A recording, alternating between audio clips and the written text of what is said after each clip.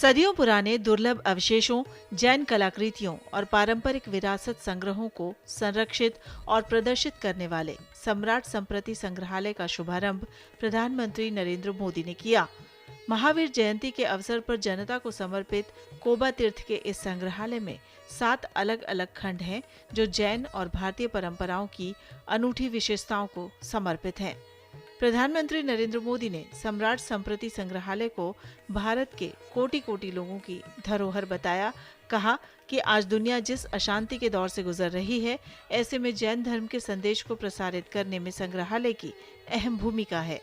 आज दुनिया में जिस तरह के हालात हैं, जिस तरह विश्व अस्थिरता और अशांति के आग में झुलस रहा है, इस म्यूजियम की विरासत, इसका संदेश केवल भारत ही नहीं बल्कि पूरी मानवता के लिए बहुत अहम है।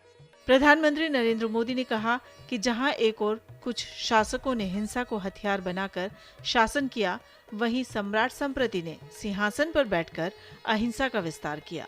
उन्होंने उनके निस्वार्थ शासन और सेवा भाव को जीवन जीने का माध्यम बताया और कहा कि ये सीख हमें भारत के अतीत से ही मिलती है। पीएम मोदी ने देश की अमूल्य धरोहरों को सहेजने में किए जा रहे सरकार के प्रयासों का भी जिक्र किया।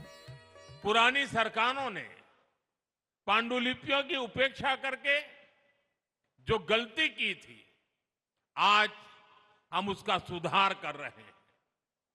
हमने इसके लिए ज्ञान भारतम मिशन शुरू किया है। इस काम में हम टेक्नोलॉजी का इस्तेमाल कर रहे हैं।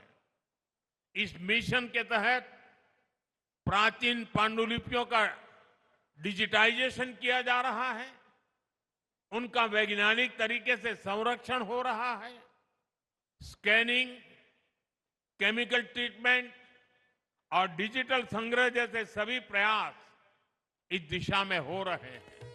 प्रधानमंत्री ने कहा कि आजादी की लड़ाई के इतिहास को भी समग्र रूप में सामने लाने के प्रयास हुए हैं।